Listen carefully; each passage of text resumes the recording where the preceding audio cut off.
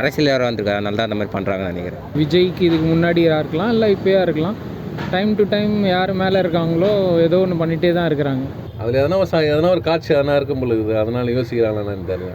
So தளபதினா அது பயம்தான், எல்லாருக்கும் பயம். அது மத்திய அரசாக இருந்தாலும் சரி, ஸோ இங்கே தமிழ்நாட்டில் அரசியல் பண்ணிகிட்டு இருந்தாலும் சரி, தளபதி பார்த்தோன்னே கொஞ்சம் எல்லாருக்கும் பயம் இருக்கும்.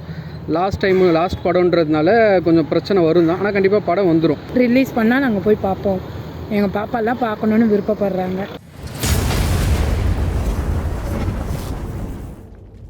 ப்ரோ அங்கே போனால் மூவி பார்க்க முடியாது ப்ரோ, ஒரே என்டர்டெயின்மெண்ட்டில் அந்த மாதிரி தான் ப்ரோ இருக்கும். நான் விஜய் ஃபேன். அவர் கடைசி படம் இந்த மாதிரி அரசியல் வேறு வந்திருக்கா, அதனால தான் அந்த மாதிரி பண்ணுறாங்கன்னு நினைக்கிறேன். எல்லா டைமும் இந்த மாதிரி யாருக்காவது ஒருத்தருக்கு பிரச்சனை வந்துகிட்டே இருக்குது.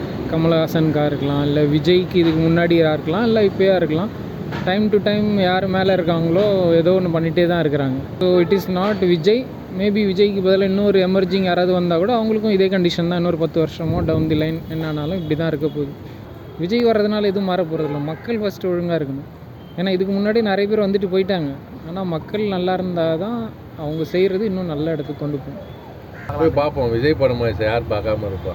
கண்டிப்பாக இருக்கும். ஏன்னா லாஸ்ட்டு இதுக்கப்புறம் கிடையாது. ஒரு ரிட்டையர்ட் ஆகிற மாதிரி தானே அது. ஒரு கவர்மெண்ட்டில் ரிட்டையர்ட் ஆனால் அவங்க ஃபேமிலி போய்ட்டு ஒரு ஃபங்க்ஷன் வைக்க மாட்டாங்கள்ல ஒரு சத்தத்தில், அந்த மாதிரி தான் இது. எல்லோரும் போயிட்டு பார்த்து தான் ஆகணும். அதில் எதனா ஒரு காட்சி எதனா இருக்கும் பொழுது அதனால் யோசிக்கிறாங்கன்னு தெரியல. ஏன்னா அரசியல் சம்மந்தப்பட்டதாக அரசியல்னால் எல்லோரும் வரதான் செய்யணும். பையனே அவருக்கு தான் ஓட்டு போடுவான். நாங்கள் ஆரம்ப காலத்தில் திமுக தான் ஓட்டு போட்டுருந்தோம். என்ன புரோஜனம்? ஒன்றுமே புரோஜனம் கிடையாது. விலைவாசி தான் யாருன்னு பேச்சு. நீங்கள் 10,000 போட்டாங்க ஆட்டோவில் பையனு. அரசியல்னா எல்லாம் உண்மையாக நடந்துக்கிறாங்க. சொல்கிறத செய்கிறாங்க, யாரும் சொல்கிறது செய்யறதில்ல. தூய்மை பணியாளர்கள் பர்மனெண்ட் பண்ணுறோம். நாங்கள் எங்கே பண்ணாங்க? இது தளபதி வெறியன். ஸோ லாஸ்ட் படம்ன்றது கொஞ்சம் கஷ்டமாக தான் இருக்குது. படத்துக்காக தான் வெயிட் பண்ணிகிட்ருக்கோம். படம் என்றைக்கு வருதோ அன்றைக்கி போயிட்டு, நமக்கு பொங்கல்லாம் கிடையாது, தீபாவளி பொங்கல்லாம் கிடையாது. படம் என்றைக்கு வருதோ அதுதான் தீபாவளி பொங்கல். படத்துக்காக தான் வெயிட் பண்ணிகிட்ருக்கோம். கஷ்டமாக தானே இருக்குது. லாஸ்ட் டைம்ன்ற மாதிரி இதுக்கப்புறம் அவரோட படத்தோட ட்ரெய்லராக இருந்தாலும் சரி, சாங்கு எல்லாத்தையுமே மிஸ் பண்ணுவோம். ஸோ அரசியலுக்கு வந்திருக்காரு, கண்டிப்பாக அவர் வரவேற்கலாம் தான் இருக்கும். ஒரு மாற்றத்தை எதிர்பார்க்குறோம். ஏன்னா நம்ம 50-60 வருஷமாக ஏடிஎம்கே டிஎம்கே ரொம்ப பண்ணியிருக்காங்க. பட் தளபதி வந்தால் ஒரு புது மாற்றம் கண்டிப்பாக கிடைக்கும். ஒரு சினிமா விட்டு விலகிறது கஷ்டமாக தான் இருக்குது. பட் அரசியலுக்கு வந்தால் இன்னும் நல்லா பண்ணுவார்.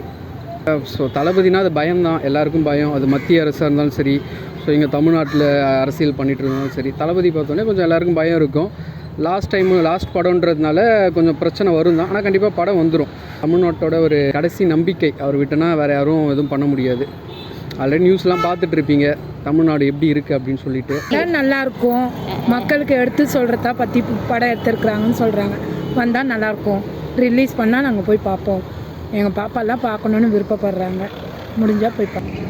வந்தால் நல்லாயிருக்கும். ஆட்சி மாற்றி ஆண்டா நல்லாயிருக்கும் அப்படின்னு ஒரு எதிர்பார்ப்பு இருக்குது. கண்டிப்பாக பசங்கள்லாம் ரொம்ப இது முன்னாடியே சொல்லிட்டாங்க, படம் வந்தால் எங்களை கண்டிப்பாக கூட்டிகிட்டு போயிடணும்